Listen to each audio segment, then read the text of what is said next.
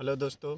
तो आज हम लोग एक नई विषय के साथ शुरुआत करेंगे, जिसमें राज्य व्यवस्था की शुरुआत करेंगे हम लोग। राज्य व्यवस्था अर्थात जिसको संविधान भी कह सकते हैं। कहीं कहीं राज्य व्यवस्था की किताबों में संविधान डायरेक्ट लिखा हुआ होता है। तो ये क्या है? राजनीतिक शास्त्र ये सामाजिक विज्ञान की शाखा है, जिसमें राज्य व्यवस्था यानी जिस समय जो भी शासन हो, जैसे लोकतंत्र, राजतंत्र या कोई भी तंत्र हो, उसके बारे में इसमें राज्य व्यवस्था में वर्णन किया जाता है। अब इसके अंतर्गत आता है संविधान। तो संविधान वह दस्तावेज है जिसके अनुसार किसी भी देश की शासन व्यवस्था संचालित होती है। यही है संविधान। संविधान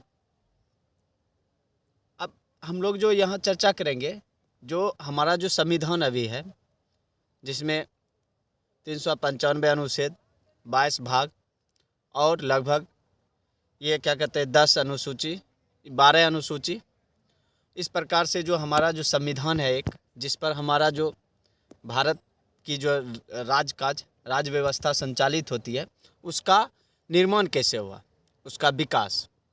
एकाएक ये बनने वाली चीज़ नहीं है संविधान। इसके पीछे कई वर्षों का मेहनत है। तो आइए देखते हैं शुरुआत से। तो यहाँ से शुरुआत होता है।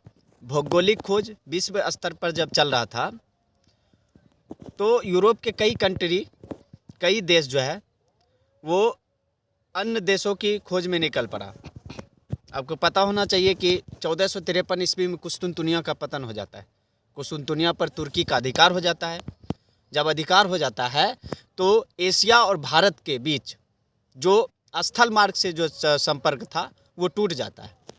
अब यूरोपवासी जो व्यापार करने वाला था, उसको दिमाग खुलता है कि अब हम लोग व्यापार कैसे करें, क्योंकि उस पर तो तुर्कों का अधिकार हो गया और तुर्कों और ईसाई में धर्म युद्ध चलते आ रहा था, इसलिए स्थल मार्ग से व्यापार करना अवरुद्ध हो चुका था। तो वहाँ का जो पुर्तगाल का जो राजा था, हेनरी द नेविगेटर और रानी इसाबेल, इस कार्यों में बहुत बड़ा योगदान दिया भौगोलिक खोज में। और वो एक के बाद एक को वहाँ से जो है व्यक्ति को भेजता है। जैसे पहली बार बार्थोलोम्यू डियाज को भेजा। बार्थोलोम्यू डियाज ये उत्तम आसान द्वीप तक आकर इसको आगे की रास्ता समझ में नहीं आया और चला गया। दक्षिण अफ्रीका का भाग है ये उत्तम आसान द्वीप, वहाँ से चला गया।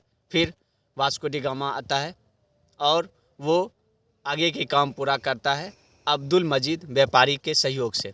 1498 ईस्वी में वास्को डी गामा कालीकट पहुंचता है और समझिए भारत में एक नई युग की शुरुआत हो गई यहाँ से। अब एक के बाद एक यूरोपियन कंट्री जैसे डच, फ्रांसीसी, ब्रिटिश, ये सब आना शुरू कर दिया। तो उसके बाद जो आया ये व्यापार करने के लिए वो ब्रिटिश थे। ब्रिटिश जो आया था वो ईस्ट इंडिया कंपनी के द्वारा। ईस्ट इंडिया कंपनी की स्थापना ये लगभग जो है ये 1600 ईस्वी में होता है इंग्लैंड में।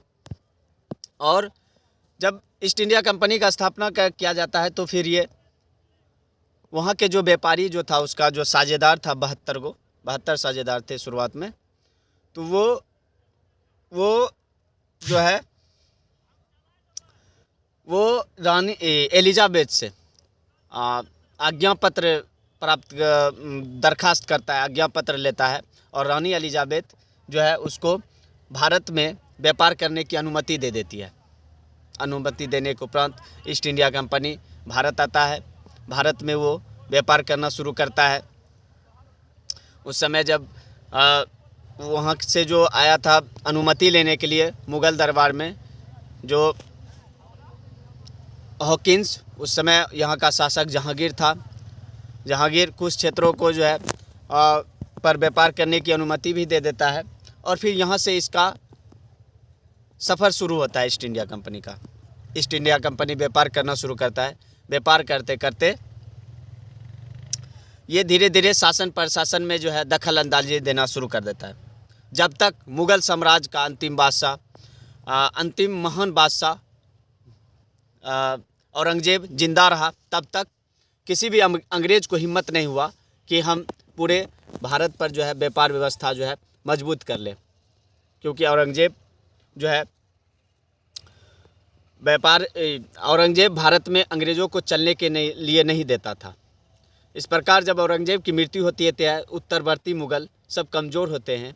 धीरे धीरे मुग़लों की स्थिति कमज़ोर पड़ने लगती है और उसके उपरांत जो है कई स्वतंत्र राज्य बन जाते हैं भारत में, जैसे बंगाल हो गया, अवध हो गया, उसके बाद उड़ीसा हो गया, मद्रास, बम्बई। इस प्रकार से जो है कई राज्य जो है, कई छोटे छोटे जो है स्वतंत्र राज्य हो जाते हैं। और इसके बाद अंग्रेज़ों को जो है व्यापार करने की जो है समझिए एक तरीका सा मौका मिल जाता है। फिर जब कुछ भारतीय जो है इनका शासक जो होते हैं विरोध भी करते हैं, जैसे 1757 ईस्वी का प्लासी का युद्ध, जिसमें सिराजुद्दौला और उसके बाद अंग्रेज़ों के बीच, रॉबर्ट क्लाइव के बीच युद्ध होता है, प्लासी युद्ध, जिसमें जो है सिराजुद्दौला हार जाता है। मीर जाफ़र को जो है शासक बनाया जाता है, लेकिन मीर जाफ़र अंग्रेज़ों की कठपुतली रहता है और अंग्रेज़ अपनी स्थिति भारत में मजबूत करने लगती है। ईस्ट इंडिया कंपनी फिर बात आगे बढ़ती है, बात आगे बक्सर की युद्ध तक आती है। बक्सर की युद्ध में भी जो है अंग्रेज़ जीत जाता है और तीनों की संयुक्त सेना, जैसे मुग़ल, अवध और बंगाल, ये तीनों की संयुक्त सेना जो है हार जाती है। इस प्रकार अंग्रेज़ की स्थिति और मजबूत हो जाती है। फिर इलाहाबाद की संधि 1765 ईस्वी में जो संधि होती है, इसके द्वारा बिहार, उड़ीसा और बंगाल, ये तीनों की दीवानी अंग्रेज़ों को प्राप्त हो जाती है। अब दीवानी अंग्रेज़ों की प्राप्त हो गई, अब जो है उसको और स्थिति मजबूत हो गई भारत में, और वो अपना जो है एक तरीका से अब शासन व्यवस्था चलाने लगा। शासन व्यवस्था यानी वो अपना तरीका से जो है भारत को चलाने लगा था, यानी बंगाल का, खास करके अभी तक बंगाल में उसका प्रभाव बहुत ज़्यादा था। फिर होता क्या है कि उसका जो यानी अंग्रेज़ का जो ब्रिटिश ईस्ट इंडिया कंपनी का जो भी कर्मचारी था, अब उस समय तक ब्रिटेन का जो क्राउन था वो सिर्फ इजाज़त दिया था व्यापार करने के लिए, इस पर अधिकार नहीं किया हुआ था, यानी वो अपने अंदर नहीं रखे हुआ था, ब्रिटिश नियंत्रण में नहीं था ईस्ट इंडिया कंपनी। तो इसका जो भी कर्मचारी था वो सब व्यापार भी करता था और वो क्या कहते हैं उसका साइड से भी व्यापार करता था। इस प्रकार यानी सभी कर्मचारी अब धीरे धीरे भ्रष्ट की ओर जाने लगे थे, भ्रष्टाचार जो हो गए थे, यानी कंपनी को सही से नहीं चला रहे थे, सब अपना स्वार्थ के लिए जी रहे थे, सब जो है मजबूत होते जा रहा था अपने, यानी और भारत में जो है चाहे जिस प्रकार से हो सिर्फ व्यापार करना जानते थे। फिर धीरे धीरे ये बातें ब्रिटिश क्राउन तक गई। ब्रिटिश क्राउन जो है फिर जो है इसको रेगुलेट करने के लिए ब्रिटिश ईस्ट इंडिया कंपनी पर शिकंजा कसा।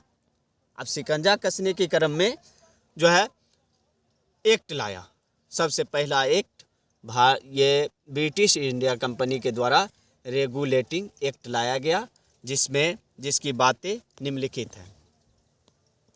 रेगुलेटिंग एक्ट क्या था? रेगुलेटिंग एक्ट के द्वारा इसमें जो है 1773 ईस्वी में रेगुलेटिंग एक्ट आया। भारत के संवैधानिक विकास में महत्वपूर्ण स्थान है, यानी हम जो 26 जनवरी 1950 को जो संविधान को लागू करेंगे, यानी यहाँ से जो है हमारा संवैधानिक विकास की शुरुआत होती है, यहाँ से 1773 ईस्वी से।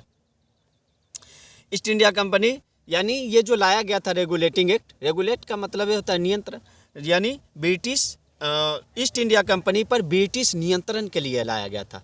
इसकी निम्नलिखित बातें थी, क्या थी? इस समय जो है गवर्नर जनरल वारेन हेस्टिंग्स था, उसको जो है वारेन हेस्टिंग्स, ये पहले बंगाल का गवर्नर था। इस एक्ट के द्वारा इसको भारत का गवर्नर जनरल कहा जाने लगा। बंगाल के गवर्नर को भारत का गवर्नर जनरल कहा जाने लगा इस एक्ट के द्वारा। उसके बाद क्या किया गया इसके द्वारा, बंगाल और बम्बई और मद्रास ये तीनों का गवर्नर अलग अलग होता था। तो इस एक्ट के द्वारा बंगाल के गवर्नर के अधीन बम्बई और मद्रास के गवर्नर को कर दिया गया, यानी अब उसके अधीन उसका नियंत्रण चलेगा बंगाल के गवर्नर को। फिर उसके बाद जो होता है इसमें इसके द्वारा 4 सदस्यीय एक टीम बनाया गया, यानी गवर्नर को सहायता देने के लिए 4 गो अन्य सदस्य को रखा गया इसमें, यानी 4 सदस्यीय परिषद बनाकर गवर्नर जनरल को सहायता करने के लिए कहा गया। उसके बाद इसके द्वारा जो है न्याय के लिए एक उच्च न्यायालय 1773 ईस्वी के रेगुलेटिंग एक्ट के द्वारा 1774 ईस्वी में एक न्यायालय की स्थापना किया गया। और इसका जो प्रथम मुख्य न्यायाधीश था वो था सर एलिजा इम्पे। और अन्य न्यायाधीश का जो बात करिएगा तो एक हायट, उसके बाद एक हायट, एक चैम्बर्स और एक लेमिस्टर, ये जो है ये तीनों जो है अन्य न्यायाधीश था और इसकी स्थापना बंगाल में की गई थी। उसके बाद और भी बातें कहा गया, जैसे जो भी ब्रिटिश ईस्ट इंडिया कंपनी का व्यापारी था वो अब निजी व्यापार नहीं कर सकता था। तो दोस्तों आज हम लोग ये क्या कहते हैं, भारत के संवैधानिक विकास का जो है पृष्ठभूमि पर हैं। पृष्ठभूमि में हम लोग देखें कि ब्रिटिश इंडिया में आता है, उसके बाद वो पहले व्यापार करता है, व्यापार करने के क्रम में वो फिर धीरे धीरे शासन व्यवस्था में जो है दखल अंदाजी करने लगता है, जिसके उपरांत प्लासी का युद्ध, बक्सर का युद्ध होता है, फिर जीत जाता है वो दोनों युद्ध में।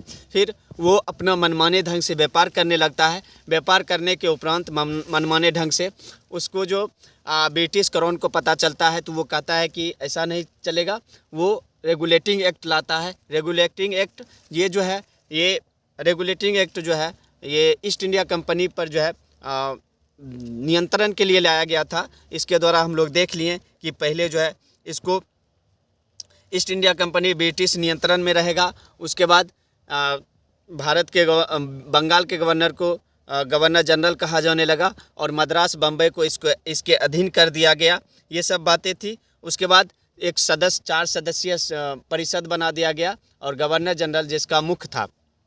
उसके बाद एक सर्वोच्च न्यायालय की स्थापना किया गया और उसका जो प्रथम मुख्य न्यायाधीश था वो था सर एलिजा इम्फे। तो दोस्तों इतना ही आज, फिर आगे मिलेंगे। जय हिंद।